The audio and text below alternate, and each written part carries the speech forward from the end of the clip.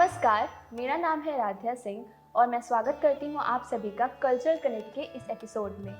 आज हमारे साथ मौजूद हैं Lucknow public college of professional studies के department of computer and science की assistant professor Mrs Gauravi Shukla ma'am. नमस्कार मैम। नमस्कार।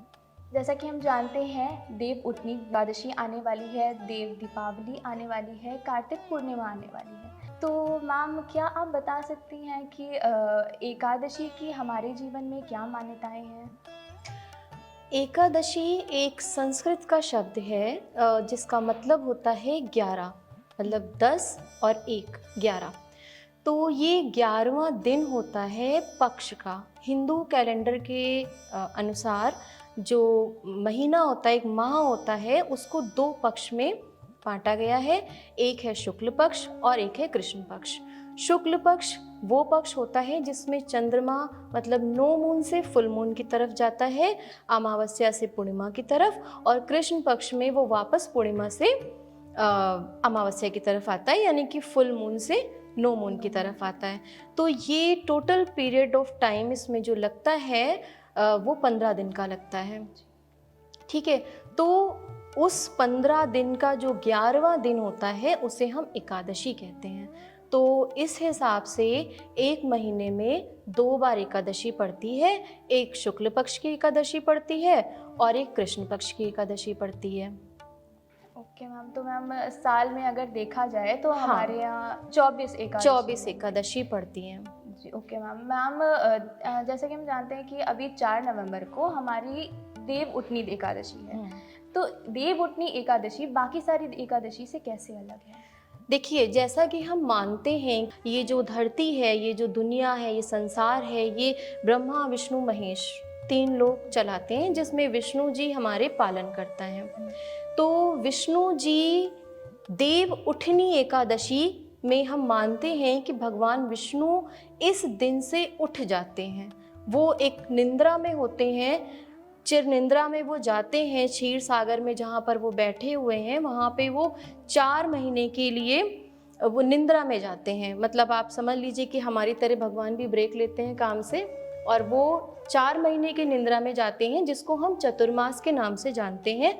और क्योंकि वो पालन करता है, तो विष्णु भगवान के उठने के बाद से ही हमारे घर में, हमारे परिवार में, हिंदू परिवार में सारे पर्व, उत्सव, शादी ब्याह, सारे मांगलिक कार्य होने लगते हैं। तो ये स्टार्ट होती है देव उठनी एकादशी से, सारे मांगलिक कार्य हिंदुओं में शुरू हो जाते हैं।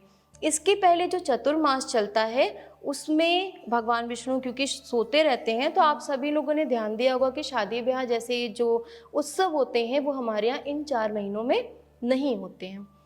तो देव उठनी एकादशी के बाद से, क्योंकि यहाँ भगवान विष्णु उठते हैं और सारे मांगलिक कार्य शुरू होते हैं, तो उन मंगल कार्य के शुरू होने की खुशी में इस पर्व को मनाते हैं और भगवान विष्णु की पूजा होती है। भगवान विष्णु के उठने के साथ साथ सारी चीज़ें शुरू हो जाती हैं, तो इस पर्व को मनाया जाता है। और ये हरिशयनी एकादशी होती है, यह आपकी जुलाई अगस्त के टाइम पर आती है। तो इस पे हम मानते हैं कि भगवान विष्णु भी शयन के लिए चले जाते हैं, मतलब वो सोने चले जाते हैं, और 4 महीने उनका ये पीरियड चलता है, जिसको हम चतुर्मास कहते हैं। ओके मैम, तो मैम एकादशी के बाद ऐसा है कि देव दीपावली मनाई जाएगी। हाँ, तो देव दीपावली से कैसे अलग है?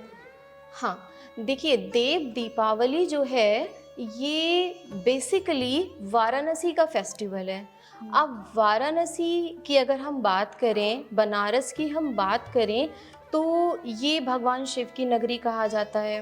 तो देव दीपावली भगवान शिव से जुड़ा हुआ है।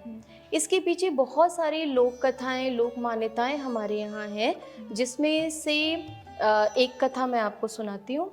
एक कथा ये है कि एक त्रिपुर नाम का राक्षस हुआ करता था। उसने भगवान विष्णु से, भगवान से बहुत, शिव जी की बहुत आराधना करी थी, और बहुत आराधना के बाद भगवान शिव प्रकट हुए और उन्होंने उससे पूछा कि बताओ कोई वरदान मांगो। तो उसने कहा कि मुझे एक ऐसा वरदान आप दीजिए कि मुझे कोई मार ना सके, अमर होना चाहता हूँ। सब लोग यही वरदान मांगते थे। तो भगवान शिव ने कहा कि ऐसे तो अमरता का वरदान नहीं दिया जा सकता, कभी ना कभी तो हर चीज़ नश्वर है, ख़त्म होनी है। तो उसमें वो कुछ क्लॉज लगा देते थे।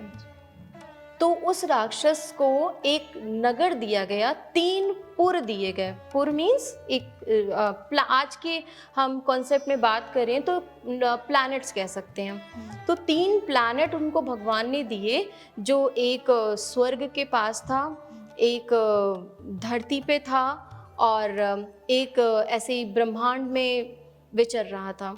तो उन्होंने कहा कि ठीक है, आप हमें मारना चाहते हैं तो मारेंगे तभी जब ये तीनों नगर जो हैं, पुर जो हैं, वो एक सीध में होंगे और कोई बहुत ही असंभव योद्धा होगा, असंभव रथ होगा, असंभव तीर होगा, जिससे ये तीनों मारे जाएंगे। भगवान ने बोल दिया, शिव जी ने, कि ठीक है, तथास्तु। अब वो राक्षस जो था वो तो जान गया कि ये तो असंभव है कि हाँ तीनों जब हों, और वो भी तब जब तीनों एक जगह नहीं है, एक ब्रह्मांड में, एक स्वर्ग के पास, एक धरती पर। तो वो दोनों फिर उत्पात मचाने लगे। तो सारे देवता परेशान भगवान शिव के पास आए, बोले कि भगवान प्रभु ये क्या कर दिया आपने, और अब तो वो राक्षस बहुत परेशान कर रहा है, त्राहि माम त्राहि माम। तो भगवान शिव ने कहा कि एक काम करो कि तुम मेरी आधी शक्ति ले जाओ और उससे उसका वध कर दो। लेकिन शिव जी की आधी शक्ति भी किसी में लेने का साहस नहीं था। तो फिर भगवान शिव को ही आना पड़ा और उन्होंने सूर्य और चंद्रमा से रथ बनाया। भगवान विष्णु को खुद उसमें तीर की तरह लगे, और जब उन्होंने ये तीर ऐसे टाइम पे चलाया जब दोनों प्लैनेट, तीनों प्लैनेट जो थे, त्रिपुर थे, 3 प्लैनेट जो एक दूसरे के सामने थे, तो वो चलाया और वो नष्ट हो गया। इसी कथा के बाद से भगवान शिव को त्रिपुरारी के नाम से भी जाना जाता है। और उसके बाद सब देवता बहुत प्रसन्न हुए, तो शिव अपनी नगरी वाराणसी वापस आ गए, और उसी के साथ साथ सारे देवता वाराणसी आए और उन्होंने दीपदान करके, दिए जला करके इसको दीपावली के पर्व के रूप में मनाया। इसके साथ साथ वहाँ पे गंगा नदी के किनारे दिए जलाए जाते हैं। भगवान का ये संदेश भी था सारे प्राणियों के लिए कि कोई भी चीज़ इस दुनिया में अमर नहीं है, हर चीज़ नश्वर है, जिसको कभी ना कभी ख़त्म हो जाना है।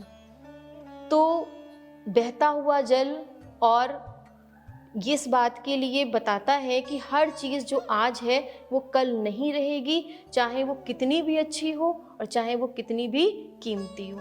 तो ये दिवाली भगवान सब मनाते हैं, सारे देवता, देवी देवता आते हैं और भगवान शिव की नगरी वाराणसी में इसको मनाते हैं। तो हम भी इस दिवाली को मनाते हैं और इसका मैसेज यही रहता है कि कोई भी चीज़ इस दुनिया में अमर नहीं है, हर चीज़ नश्वर है, जो आज है वो कल नहीं रहेगी, और इसी को सोचते हुए हम इस पर्व को मनाते हैं। ओके मैम, बहुत अच्छा मैसेज हम लोगों को इससे मिलता है। तो मैम, ये दीपावली और देव दीपावली में कितने टाइम का टाइम स्पैन क्या रहता है इसका? देखिए, दिवाली तो जब भगवान राम रावण को मार के अयोध्या वापस आए थे, तो ये सब हम लोग जानते ही हैं, ये मनाई जाती है। और इस दिवाली के बाद भगवान विष्णु क्योंकि सो रहे होते हैं, इसलिए हम देखते हैं कि दिवाली में लक्ष्मी जी जो हैं उनकी पूजा गणेश जी के साथ करी जाती है। गणेश जी उनके पुत्र के रूप में उनके साथ रहते हैं, और विष्णु जी तो मैंने बताया कि वो चतुर्मास में सो रहे होते हैं। इसके बाद जब विष्णु जी उठ जाते हैं तो ये 5 दिन हिंदुओं में देव उठनी एकादशी से लेकर के देव दीपावली तक बहुत इनकी मान्यताएं हैं, तरह तरह की पूजा पाठ होते हैं भगवान। इसके बाद तुलसी विवाह होता है, तुलसी विवाह के बाद उसी दिन हम देव दीपावली भी मनाते हैं।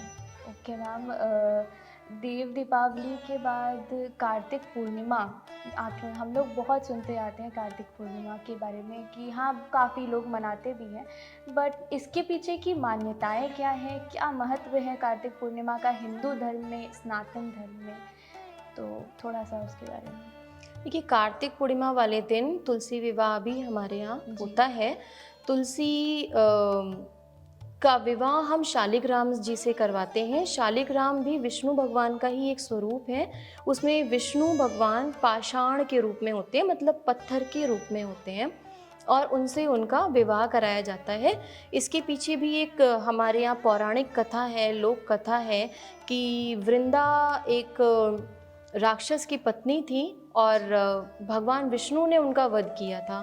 उसके बाद वो भगवान विष्णु पे इतना क्रोधित हो गई थी कि उन्होंने उनको श्राप दे दिया था कि आप पत्थर के बन जाएं। तो वो पत्थर के बन गए थे उस समय। फिर देवताओं में सब जगह त्राहिमाम त्राहिमाम हुआ, तो देवतागण जब वृंदा के पास आए तो उनसे बोला कि ये हमारे भगवान हैं और आप इनको वापस प्राण दे दीजिए, क्योंकि इस तरह तो वो पालन करता है हमारे, दुनिया नहीं चल पाएगी। तो उन्होंने उनको वापस प्राण दिए, उनको जीवन दिया। लेकिन क्योंकि उनके पति को विष्णु भगवान ने वध कर दिया था, इसलिए वो इस चीज़ से बहुत क्रोधित थी। तो उन्होंने उनको वरदान दिया कि आप हमारे इसी पाषाण रूप से आपका विवाह होगा और हमेशा लोग इसको मनाते रहेंगे तुलसी विवाह के रूप में। तो तुलसी जी उसी जगह, वृंदा उसी जगह भस्म हो गई थी और भस्म होकर एक राख में बदल गई थी। उस राख से ये पौधा निकला था जिसका नाम तुलसी है। और विष्णु भगवान जो शालिग्राम में बदल गए थे, उस शालिग्राम का उन तुलसी जी से विवाह कराया जाता है। और ये कार्तिक पूर्णिमा के दिन होता है। सिखों के पहले गुरु नानक साहब जी का भी जन्मदिन मनाया जाता है।